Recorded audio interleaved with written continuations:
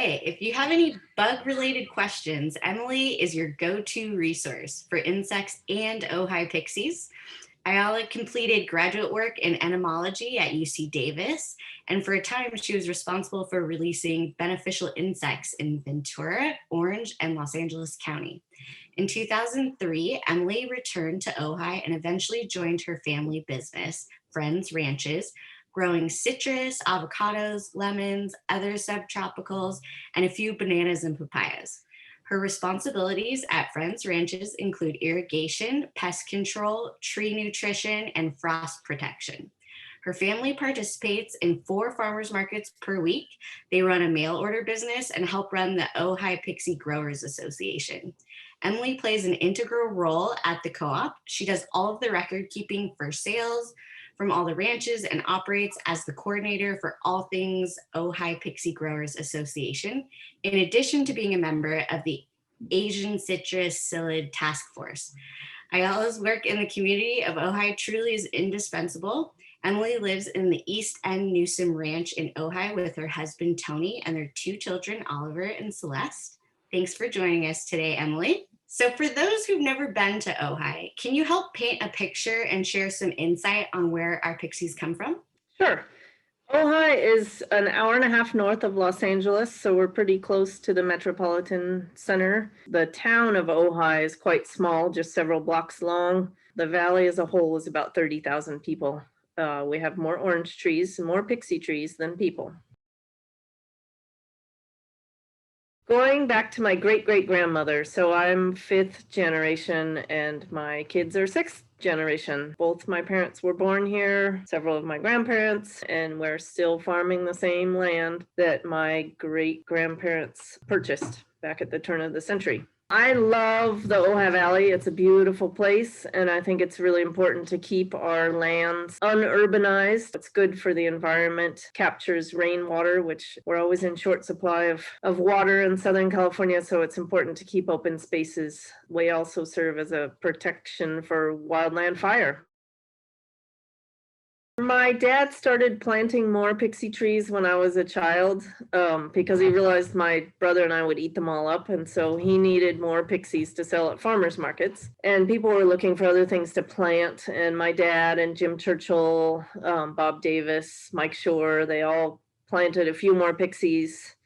And then, late 80s, there was too many pixies to sell locally and at farmers markets and places where people knew us and knew pixies.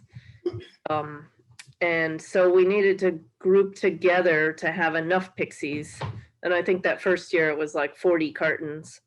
And Jim Churchill took them down to Los Angeles and started knocking on doors and trying to find someone to buy them. And there were some pixies from our orchard and some from Bob Davis's and some from Mike Shore's and Jim's.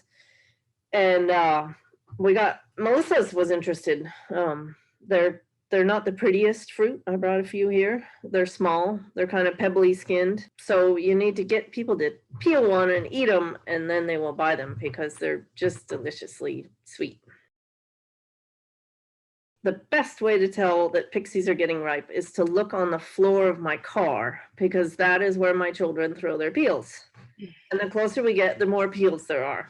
The flavor is here on these pixies. And this is kind of the typical size of the pixies this year. They're smaller, but we need to wait till the peel is loose enough to really easily come off. And the color needs to be there. So it's hard to tell on a Zoom meeting, but there's still a little bit of green on this one. So we'll start harvesting the last few days of February, get the fruit out and packaged and on its way to stores for March 1st. That's the goal. So we use the same labor contractor we've always used. They will come out and pick the pixies into 1,000-pound bins. Pixies then get taken by forklift onto a truck. We'll pick about anywhere between 40 and 150 bins a day. So we don't pick anything until we have an order for it. So we have the order in place, we pick it, the next day we pack it, and it is shipped out that same day. So it gets to the wholesaler within 2 days of being picked. So we don't wax the fruit at all. It doesn't have any post-harvest chemicals on it.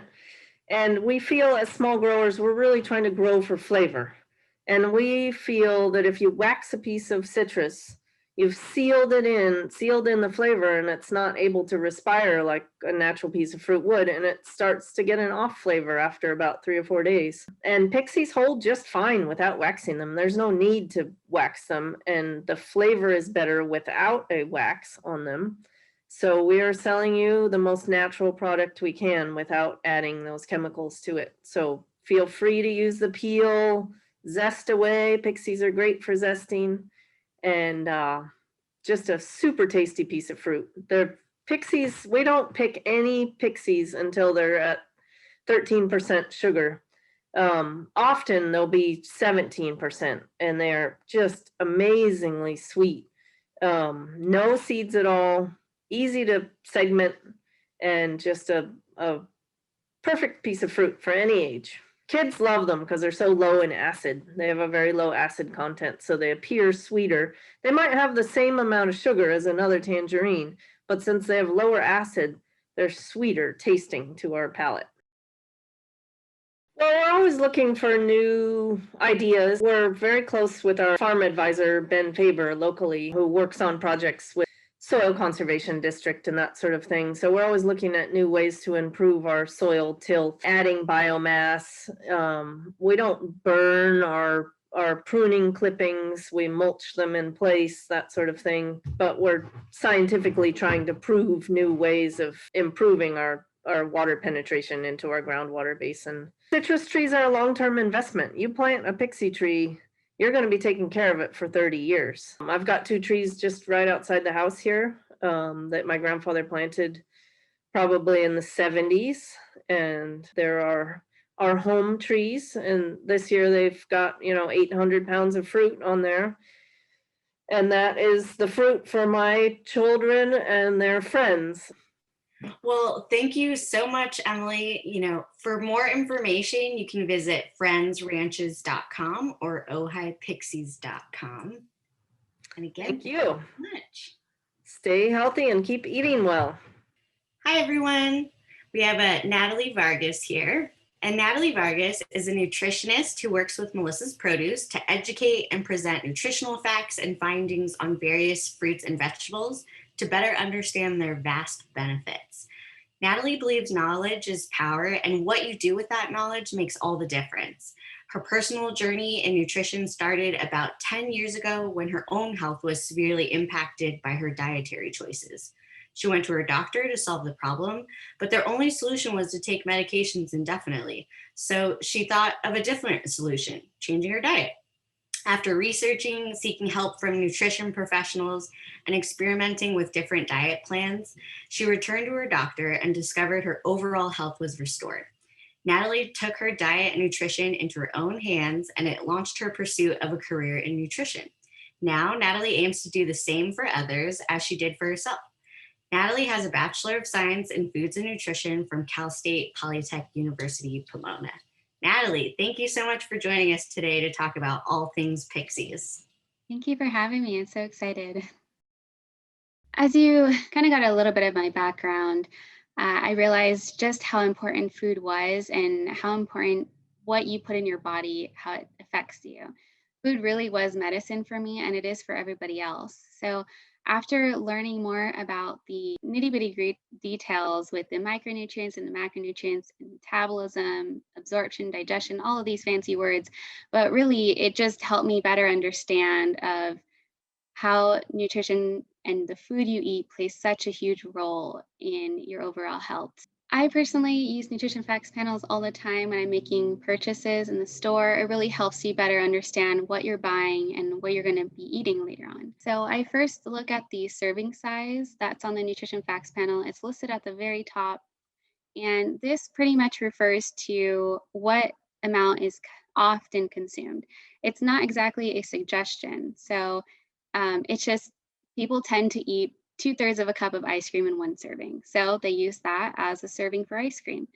It may be different for you, maybe a little bit less, maybe a little bit more. And based off of that amount, you can adjust the nutrients listed below for your own benefit. I next look at the calories, which is the next point. It's in really large font, so it's not hard to miss. And this is the amount of calories listed for the serving amount. So like I said before, maybe it's 2/3 cup, 2/3 of a cup, maybe it's 2 pieces of whatever the item is. It's calories for that amount. A next big point is the daily values. So these are listed on the right-hand side of the nutrition facts panels, and it refers to the amount that each nutrient has in reference to how much you should get in a day. So 5% is generally considered as low, and 5% or less is generally considered as low, and then 20% or more is high. And the last part of the nutrition facts panel is at the very bottom with the vitamins and minerals. So the ones that they have listed as a requirement are vitamin D, calcium, iron, and potassium. And these are listed because people tend to not get enough in their regular diet. So they list it there so that you have an idea of how much you're consuming. So just use those daily values and account it for how much you're getting in that one serving of whatever that may be, whether it's some chips or an orange or really whatever it may be. So use the nutrition facts panel as your tool. It's really, really helpful. I give it to you this way. So in 1 cup of Pixies, there is an excellent source of vitamin C. And we typically attribute citrus fruits with vitamin C. And there's a reason why. It's just about 60% of your vitamin C needs are met in just 1 cup, which really isn't much. Another thing that you can view on the nutrition facts panel for Pixies is the fiber content. It is a good source of fiber, surprisingly, in just 1 cup. It'll account for about 12% of your daily value. And then another thing you can look out for is copper. Although that's not a required mineral to list, sometimes it may be there just to show that it does contain a good amount. And copper is something that our body uses to make energy and is also necessary for brain development. So these are 3 highlights of Pixies that you can keep a lookout for when you're reading the panels. Each of those diets are pretty different for their own reasons. For instance, for keto, they're often restricting the amount of carbs that they're consuming to 5 to 10% of their daily consumption. And that's really low compared to what a regular diet has. Oftentimes they try to avoid fruits, or at least, fruits with high carb content, because they are known for their carb content. They're sweet. They give you that natural sugar taste. But there are fruits that you can eat on keto, and that includes Pixies too. But you can also consider not even eating the whole orange. You can peel it and break it off into sections, and then you could add that to a salad as an additional, juicy flavor. You could also put it on top of your fish or your chicken, and it'll really marinate in the meat. So these are other ways that you can incorporate Pixies into your diet. As far as for the Mediterranean diet, they often consume lots of fruits and veggies, wholesome grains, and healthy fats. And of course, Pixies is going to be a part of that with your fruits. Vitamin C has many benefits. It's actually even considered an antioxidant. And because of that, it helps reduce inflammation in your body. There's a lot of chemical terms I can talk about, but overall, it will help reduce the inflammation that could potentially turn into chronic diseases later on. Not only that, but vitamin C is good for your skin too. It helps with wound healing, and with collagen growth, it's necessary to build collagen. So these are some other things that we can think about, and reasons why we may want to eat more foods with vitamin C. It's really good for our body. It just so happens to be in a tasty fruit, but it'll also help prevent some chronic diseases that we can get down the line. When you typically think of an orange, you think about peeling it off, eating the inside, throwing away the peel. First, I would say just wash it off and you can reuse it. But not only can you reuse it in things like yogurt, oatmeal, you could zest it in it.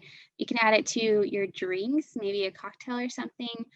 You can amp up your salad dressing. But one of the really good, nice treats you can have is add it to a muffin or some bread or something like that, and the flavor is really delicious. I've even seen cakes where they have the whole orange in it, and it's like, well, who does that? They usually just add maybe the juice of it, but you can really utilize the whole thing.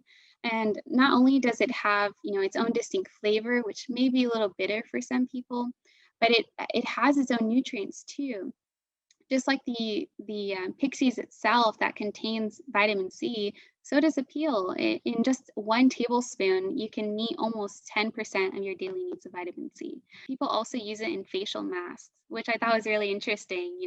I saw one where they did an orange peel, honey, yogurt, and turmeric, and put it on your face as usual, and then rinsed it off. And that's even just another way. If maybe you don't like the taste of it, there's another way to get the benefits. Something I do want to try in the future, though, is to zest it into ice cream. I think that's like a really great way to amp up your ice cream. I love that you mentioned that, because in our Pixie booklet, we do feature a delicious Pixie ice cream. So you will be, tooled up for the consumers watching at home to create this ice cream that we're talking about. And we look forward to you enjoying Pixie season as much as we do. I have Chef Tom Fraker here with us. So from a very young age, Chef Tom Fraker has appreciated good food and the art of cooking.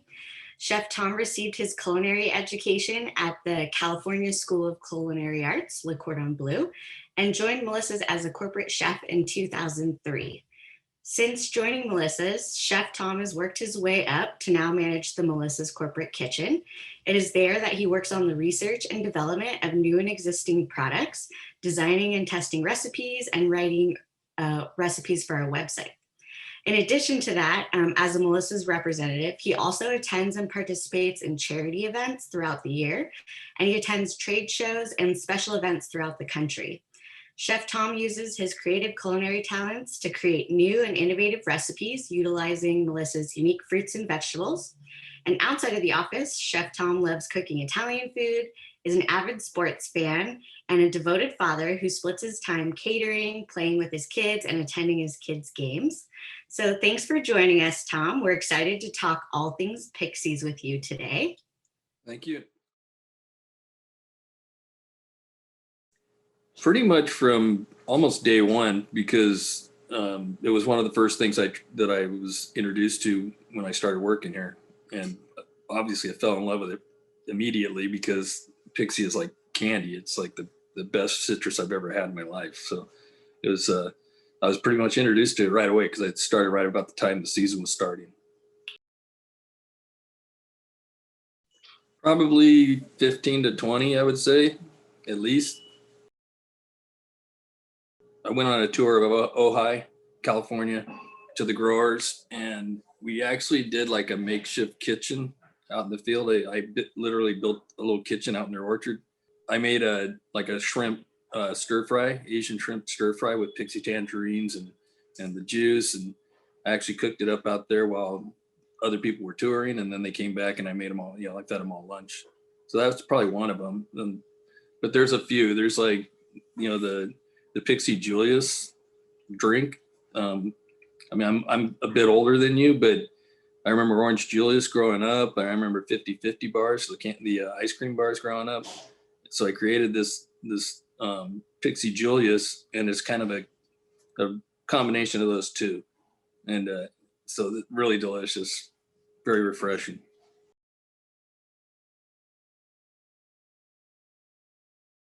Of course, obviously the juicing, right? And supremes, or segmenting and make nice presentation for salads and different things, and tarts and things like that. Zesting, the zest is good. Gives it a little zing to different recipes. I zested it and dried it and then pulverized it, and I use it as like a seasoning, right? So it's like a powder, so you can use it in sweet or savory dishes. Wow, that's awesome. As far as plant-based, you can use them anywhere, anything savory or sweet. Totally. Yeah, and you created this really cool faux octopus salad with the radicchio. Can you share a little, insight into the recipe development of that? We wanted it to be plant-based, and I saw this radicchio. If I forget where it's from, it kind of resembles calamari when you cut it up. It curls, and the colors are there and stuff. So I was like, well, let's just do a faux octopus salad. So instead of using the octopus, I used the radicchio.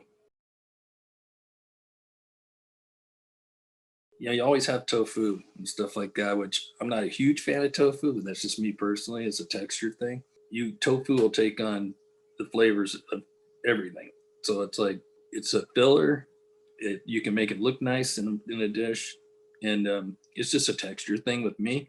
But I know a lot of people love it. You can flavor it however you want. Now you can marinate it. You can put it on a sheet pan, put some weight on it, put it in the fridge, you know, on some paper towels, let it draw out most of the moisture, and then you can marinate it with do like a nice pixie marinade, like for an hour or so, and then pan sear it so you get a little crunch on the outside, and then you can do a number of things, salads and pasta dishes, all kind of things like that, where you just substitute the tofu in there for the meat. Well, if it's dinner like that, if it's like a steak or something, like a glass of red wine would be nice. I mean, I'm a light beer guy, but so I drink it with any meal. But yeah, or if you're doing like a fish, like a nice Chardonnay or something would be nice. Or if you wanted to do like a margarita or something and rim the glass, take some of the juice, pulverized dust with a little sugar, and rim the glass with that also, and then make your drink. And I've actually done it with like Bloody Marys and stuff too. Well, Tom, thank you again. We really appreciate your time, stepping away from the kitchen for a second to give us the lowdown on how to use Pixies in our own kitchens. And, for our viewers, for, more of Tom's delicious recipes, you can check out melissas.com. And we hope you enjoy Pixie season as much as we do.